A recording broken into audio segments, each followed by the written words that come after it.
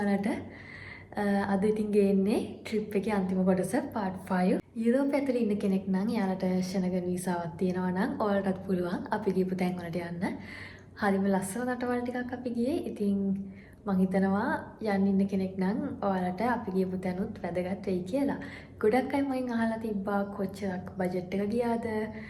එක දේවල් වලට ගිය වියදම එහෙම. ඉතින් මම වීඩියෝ එකේ සමහර තැන්වලදී කියනවා නැත්නම් ඒ අදාළ වීඩියෝ එකේ යටින් ඩිස්ක්‍රිප්ෂන් එකේ මම දාලා තියෙනවා මට කොච්චරක් ඒ සඳහා වියදම් වුණාද කියලා. ඉතින් මම ඔයාලට කලින් වීඩියෝ එකේ අන්තිමට කිව්වා ඊළඟ වීඩියෝ එකේ විශේෂ කෙනෙක් හම් වෙනවා කියලා. ඉතින් ඔයාලට බලන්න පුළුවන් ඒ කවුද කියලා. එහෙනම් වීඩියෝ එකත් එක්ක දිගටම එකතු වෙලා ඉන්න. දැන් අපි ඉන්නේ ස්වීඩන් ස්ටොක්හෝම් වල. ඉතින් කලින් වීඩියෝ එකත් එක්ක එකතු වුණු කෙනෙක් නම් ඔයාලා ඒ ගැන දන්නවා. ක්‍රූස් එකෙන් බහලා අපිට ටික දුරක් යන්න ඕනේ ස්ටොක්හෝම් සිටි එකට. ඉතින් ගියපු ගමන් අපේ අයිඩියා එක තියෙන්නේ බෑග්ස් ලොකර්ස් වලට දාලා අර මම කියපු විශේෂ කෙනාව හම්බෙන්න.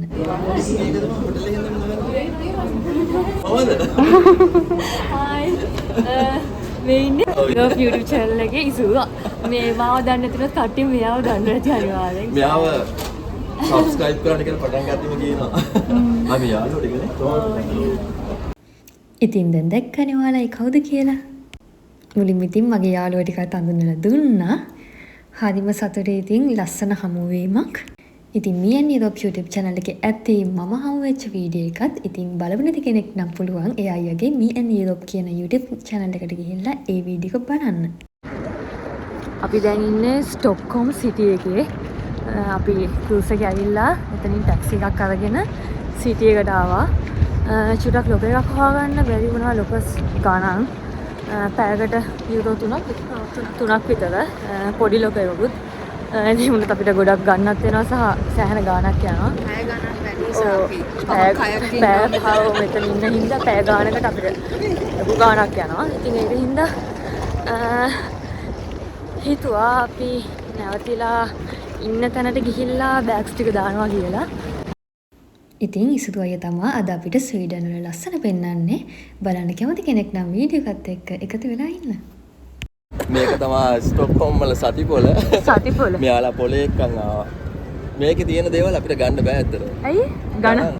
ඉතින් ඒ කිව්වත් වගේ පොඩ්ඩක් ඔතන බඩුවල ගණන් සාමාන්‍ය තැන් වලට වඩා ජර්මනිත් තියෙනවා. ඔහොම මාකට් පවා තියෙනවා. හැබැයි ෆුඩ් සිටි වලට වඩා බඩු එළවලු පළතුරු හැමදේම ගණන්. හැබැයි හොඳ ෆ්‍රෙෂ් එකට තියෙනවා.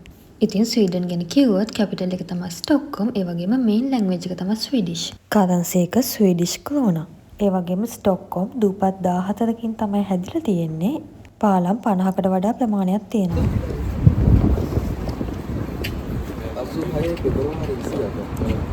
ඉතින් මේ තැන ගැන කිව්වොත් 1986 පෙබරවාරි 28 කියන දවසේ ඒ කාලේ හිටපු ප්‍රයිම් මිනිස්ටර් ඔලොෆ් පාම් එයාගේ වයිෆ් එක රාත්‍රියේ සංචාරකයේදී ඝාතනය වෙලා තියෙනවා. ඒ ඝාතකයා පැනලා ගිය ස්ටෙයා කේස් එක තමයි ඔය ඉස්සරහින් ඔයාලට පේන්න තියෙන්නේ. එතන දැක්කද මේ මල් තියලා තියෙන ඊට අමතරව කැන්ඩි තියලා තියෙනවා. ඉතින් කැන්ඩි තියලා තියෙන මෙහෙ ගොඩක් වෙලාවට කැන්ඩි කනවා ලොකු අයත්. ඉතින් සීනි මේ දේවල් ගැන හිතන්නේ නැහැ. වයසක මිනිස්සු කන ඔක්කොටම වඩා නේද? අයිස්ක්‍රීම් එහෙම. මේ දවස්වල බලාගත්තා. අපි යමු මේ පාලමක් තියෙන තැන. යා. අපි දැන් ඉන්නේ මේ ස්වීඩන් වල ගොඩක් විශේෂ තැනක. ඒක මෙයා කියයි channel එකේ වොයිස් කරලා මේ පාලම ගැන. මේ පල්ලෙහෙන් යන පාර මේ ඈතට යනකම් මේකට කියන්නේ රජ පාර. ඒ කියන්නේ කාසල් එකකුත් තියෙන. අපි දැන් එතෙන්ටත් යනවා. කාසල් එකක් තියෙනවා. ඔව් මේක තමයි රජමාවත. ලංකාවෙත් තියෙනවනේ. මේක මේ පැත්තෙන් ඉවර වෙන්නේ සෙන්ට්‍රල් ස්ටේෂන් එක ගාවින්. මේ පැත්තෙන් ලස්සන පාර්ක් එකක් ගාවින් ඉවර වෙන්නේ. මේ ගොඩක් ප්‍රසිද්ධ පාරක් මේක. දැන් සමහර විට රජ පාලමද දන්නේ මෙයා වැඩි විස්තරයක් කියන්නේ. මට හරියටම මේ ඩවුට් එකක් තියෙනවා ඒ හින්දා. ලස්සන තරක්.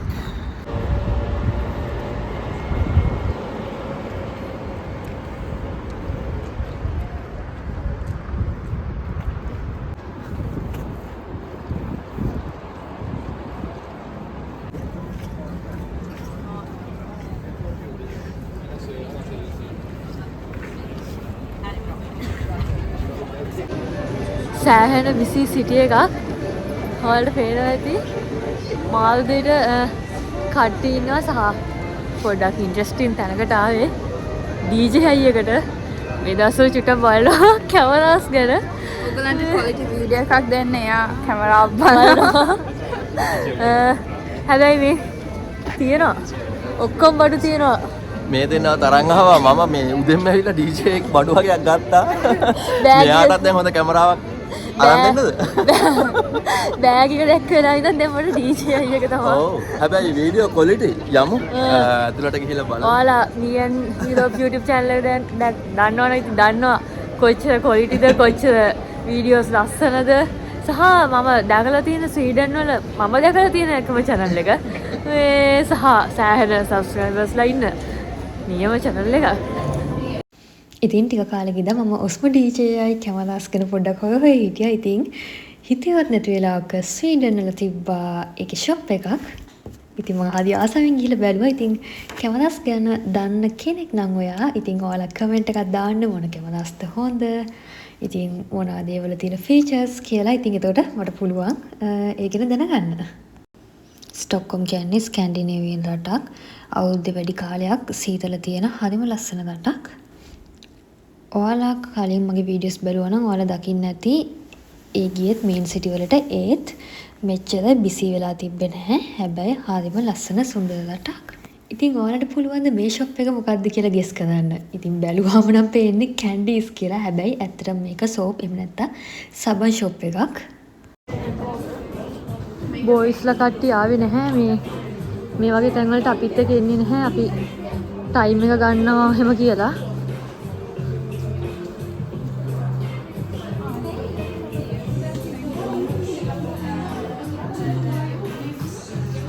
ඉතින් දැන් මේ ගියේ තවත් රටකට ගියාම අනිවාර්යෙන් කරන දෙයකට ඒ තමයි ඒ රටින් මැග්නට් එකක් ගන්න. ඉතින් මම ස්වීඩන් වලුත් මැග්නට් එකක් ගත්තා අම්මට යවන්න.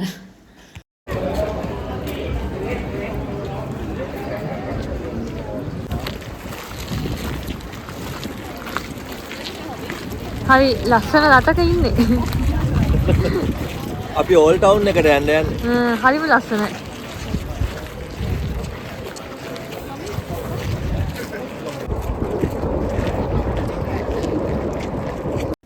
මේක තමයි ස්වීඩන් වල පාර්ලිමේන්තු එක. හැබැයි ගොඩක් පාලනයි ඒත් අදටත් යූස් කරන්නේ මේ පාර්ලිමේන්තු එක. ගොඩක් ලස්සනයි මේ පාර්ලිමේන්තු එක. නිකන් මේක බැලුවම පේන්නේ පැලස් එකක් වගේ. හැබැයි රොයල් පැලස් එක තියෙන්නේ පාර්ලිමේන්තු එකට ඉස්සරහා. ඔය දැන් පේන්න තියෙන්නේ රොයල් පැලස් එක. උදේ 10 ඉඳන් හවස 7 වෙනකම් මේ පැලස් එක ඕපන් කරලා තියෙනවා. ඇතුළට එන ටිකට් එකක් ගන්න ඕනේ.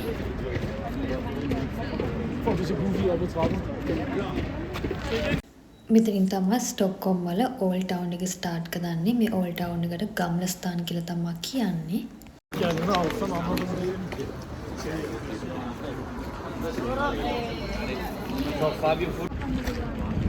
මේ තියෙන්නේ රොයල් පැලස් එක.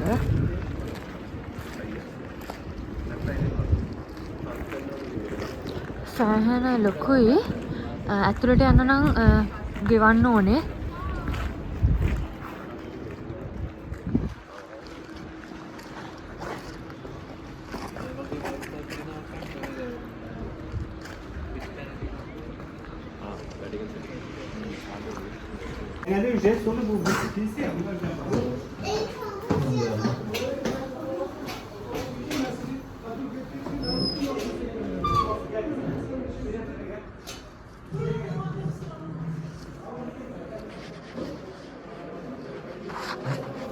ඉතින් ඔයාලට පේනවා ඕල් ටවුන් එක කොච්චර ලස්සනද කියලා. මේ පාරවල් වල ගල් කැට තමයි බිමට අල්ලලා තියෙන්නේ. ඒ වගේම ගම්ලස්ථාන් කියන එකේ තේරුම් වෙන්නේ ගම්ලා කියන්නේ ඕල්ඩ් කියන එක, ස්ටාන්ඩ් කියන්නේ ටවුන් කියන එක. අර ඕල්ඩ් ටවුන් කියන එක තමයි ගම්ලස්ථාන් කියලා මෙයාලා කියන්නේ. ඉතින් ඔයාලට ඔය පේනවා නේද බෑග් එකේ තියෙන බිල්ඩින් එක. ඔය බිල්ඩින් 17 18 වගේ සියවස් වල තමයි හදලා තියෙන්නේ. ඔය බිල්ඩින් එක තමයි ඒ බෑග් එකේ තියෙන බිල්ඩින් එක තමයි ඔය ඉස්සරහෙන් ඔයාලට පේන්නේ. දැක්කනේ? ඉතින් මේ ඒරියා එකේ තමයි ඩිසෙම්බර් වල එයාලා ක්‍රිස්මස් මාකට් එක තියන්නේ. මේ තියෙන්නේ නොබෙල් මියුසියම් එක.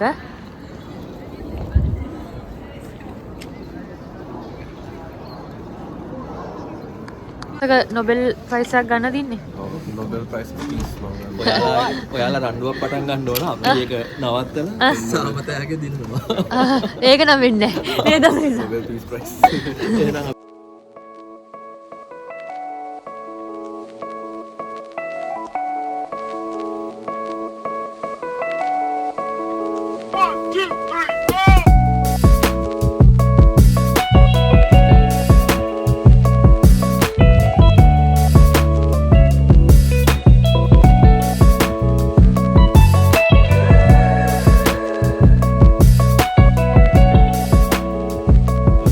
මෙන්න පොඩි ළමයි තුර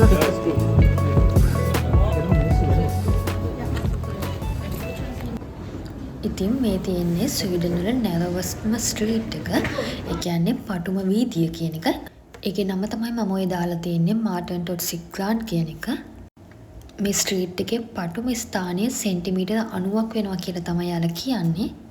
මාත් අද තමයි මේ කියන්නේ මේ යන්න ඉතින් chance එකක් ආවේ නැහැ නේ වීඩියෝ මොකුත් නැහැ මේක ගැන. දැක්කනේ මේකේ බොත් මොකද කරන්නේ? ඒක පාර එනවා මේ ගේට් එක. අපි එක්කන් ගියාවේ. මම ගොඩක් තැන් අද පළවෙනි වතාවට අයියා ගියා. අපි එක්කන් ගියා. දැන් මෙහෙමයි මේකෙන් ආවට දන්නේ නැහැ දැන් කොහෙද ඉන්නේ කියලා. මේ පැත්තට. මේ ඔන්න අපි එක්කන් ගියේ. කොහොමද එක්ස්පීරියන්ස් එක? හරි හොඳයි. මාන්සි අවවා. හරියනේ අයියට. ටිකක් විනෝදයි හැබැයි මහන්සි. ඔයාලට කොහොමද? මහන්සි නේද? කට්ටියගෙම. මොකක්ද දහන්නේ? ආපු පාර ගැන. පාරක්. දැනුනේවත් නෑනේ. සුපිරිවාර. අපි දැන් ආවා බෝල්ටික් මුහුද ගාවට පොඩි බෝට් එකක අපි යන්නේ මුහුදෙන් එහා පැත්තේ තියෙන සිටි එකට. අර ඈත පේන්නේ මේ ස්ටොක්හෝම් වල දකුණ. ඒ කියන්නේ ස්කැන්ඩිනේවියන් කැපිටල් කියලානේ කියන්නේ ස්ටොක්හෝම් වලට. ස්කැන්ඩිනේවියාම කැපිටල් එක ස්වීඩන් කැපිටල් කොහොමත්. එතකොට අර තියෙන්නේ කන්ද උඩ ඔය ඈතට යනකම්ම තියෙන්නේ මේ ස්ටොක්හෝම් වල දකුණ. ඒ කියන්නේ සෝත්‍රා ස්ටොක්හෝම් කියලා කියන්නේ. යන් දැන් බෝට්ටුවක් අරගෙන ඒකෙන් යන් එහා පැත්තට.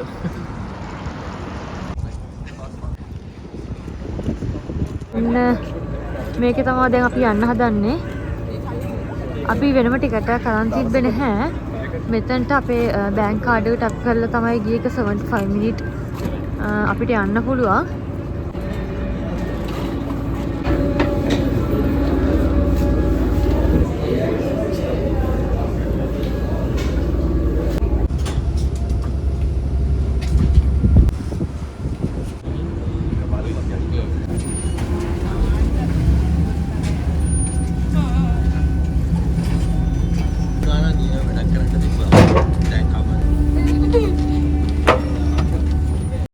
මේ බෝට් රයිඩ් එකත් එදිනෙදා මිනිස්සු සාමාන්‍යයෙන් එහාට මෙහාට යන පබ්ලික් ට්‍රාන්ස්පෝර්ට් එකක් විදිහට තමයි සැලකෙන්නේ.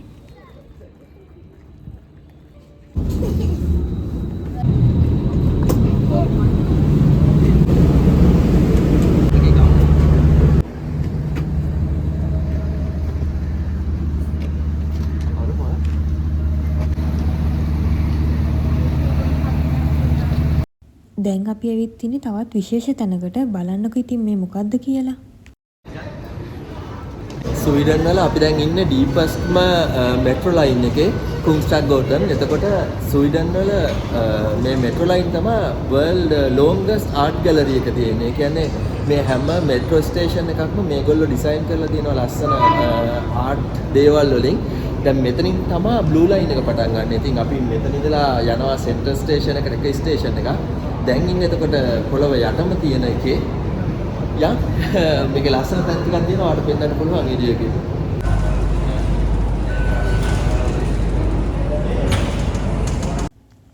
ඉතින් මේ බලන්නකො අපි කොච්චර පල්ලෙහාට නම් යන්න ඕනේද කියලා. ඔයාලට එහා පැත්තෙන් පේන්නේ අපිට ඕනේ නම් ලිෆ්ට් එකේ වුණත් යන්න පුළුවන්.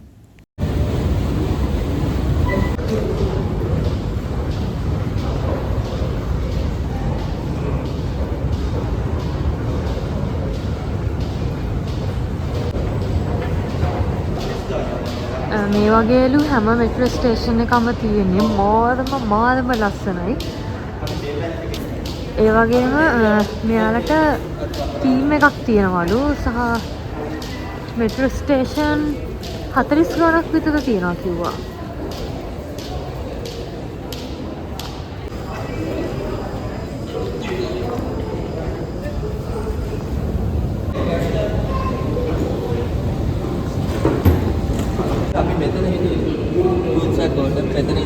මෙතන දැන් ඉන්නේ.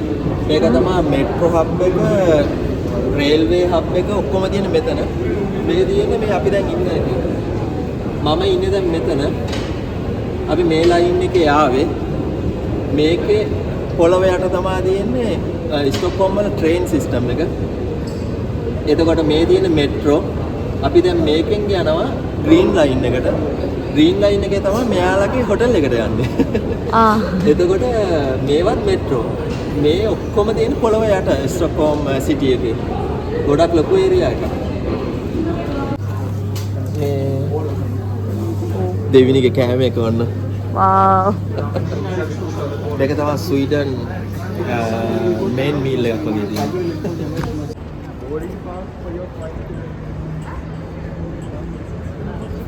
මේ තමයි ඉතින් යාළුවොත් එක්ක ඉන්න අන්තිම වෙලාව.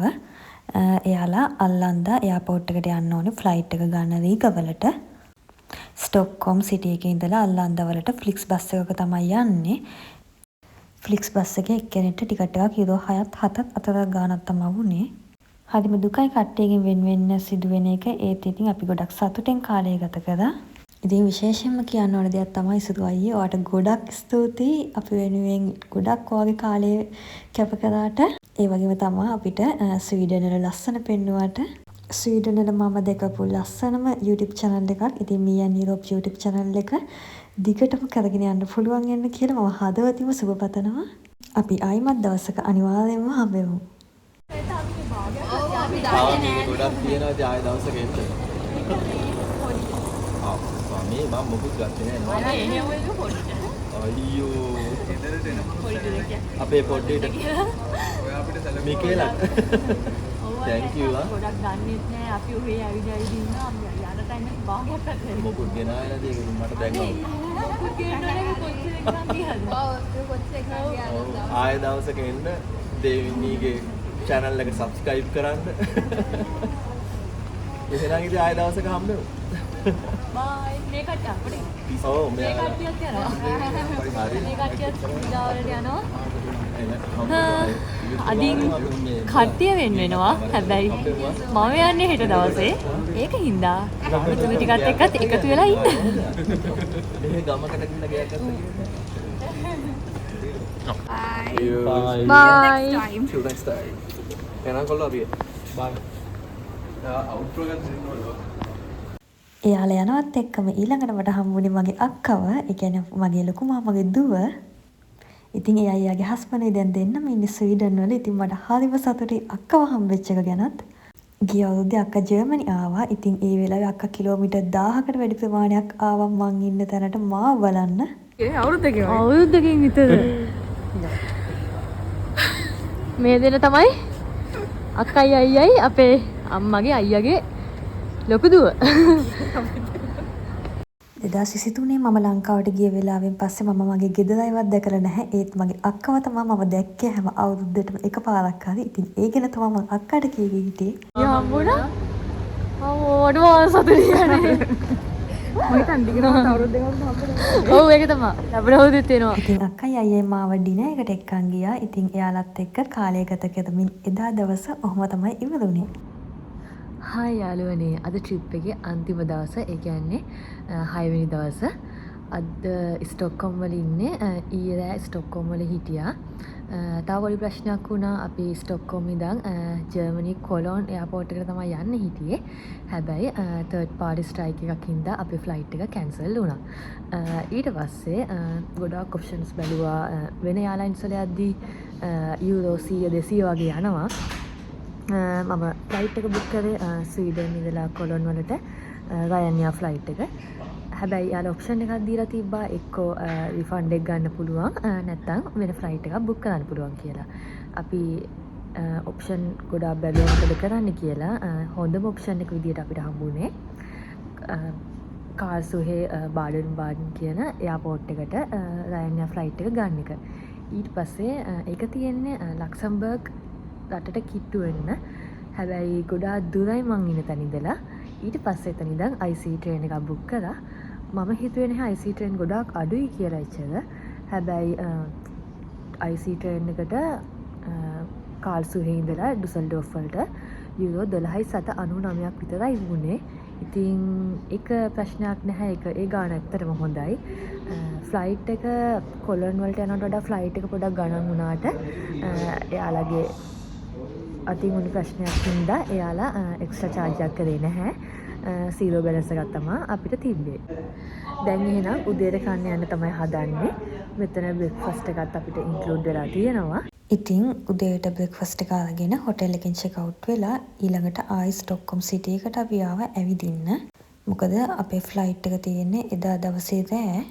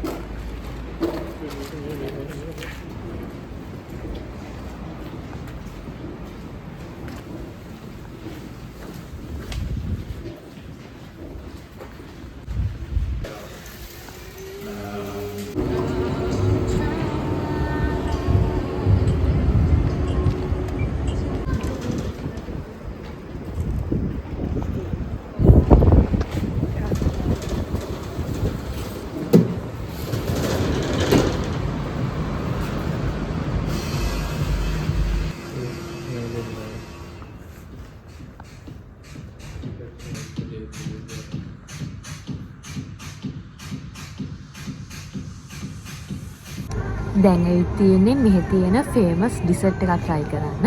ඒකේ නම තමයි කානිබුල්ල. මේක සිනමන් රෝල් එකක්. ගොඩක් අය මේක රෙකමන්ඩ් කරා. විශේෂයෙන් ඊයේ අපිත් එක්ක ඉසුරු අයියා ආවා. Me and Europe YouTube channel එක කරන. ඉතින් ඒ අයියා කිව්වා අනිවාර්යෙන් මේක try කරන්න කියලා. ඉතින් අද ආවා මේ සිනමන් රෝල් එක try කරන්න. කාලා බලමු.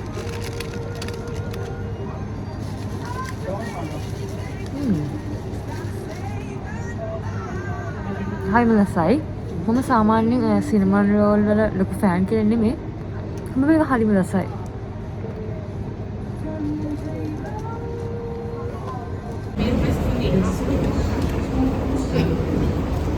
Ja, nej men då går det med det är inget bra. Eller det är bara nej, det var inte det jag skulle säga.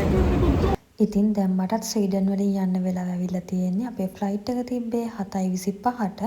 හැබැයි ෆ්ලයිට් එකේදී දැන් 9:05 වුණා. එදා මං කිව්වා වගේ ජර්මනියට යන ෆ්ලයිට් ඔක්කොම කැන්සල් ස්ට්‍රයික් එකක් හින්දා. හැබැයි ඔය ෆ්ලයිට් එක විතරයි එදා දවසට ජර්මනියට යන්නේ. ඒක නිසා ෆ්ලයිට් එක සම්පූර්ණයෙන්ම ෆුල් වෙලා තමයි තිබ්බේ. ඉතින් දැන් තියෙන්නේ සිකියුරිටි චෙක් ඉන් ට්‍රූ ගිහිල්ලා අදාළ ගේට් එකට යන්න. ෆ්ලයිට් එක ඩිලේ වුණු එකයි උදේ දවසම ස්ටොක්හෝම් වල ඇවිද හිටපු හින්දා හරිම ටයර්ඩ්. මෙතනින් පස්සේ ඒකින්ද වීඩියෝ කරන්නත් බැරි වුණා. ඉතින් ඒක හින්දා මම මෙතනින් වීඩියෝ එක නවත්තනවා. මගේ ට්‍රිප් එක පුරාවටම එකතු වෙලා හිටපු ඔයාලා හැමෝටම ගොඩක් ස්තුතියි. Me and Europe YouTube channel එකේ ඉසුරු අයියෝ ඔයාටත් අක්කේ අයියෝ ඔයාලා දෙන්නටත් ගොඩක් ස්තුතියි මාව බලන්න ආවට. ඒ වගේම අසරිසා නිමේෂ් මනුල යුවිඳු ඔය හතර දෙනාටත් ගොඩක් ස්තුතියි මාත් එක්ක එකතු වුණාට. ආයිමත් තවත් අලුත් වීඩියෝ එකකින් ඉක්මනට හම්බෙමු. එතකන් ඔයාලා පරිස්සමින් ඉන්න. බයි.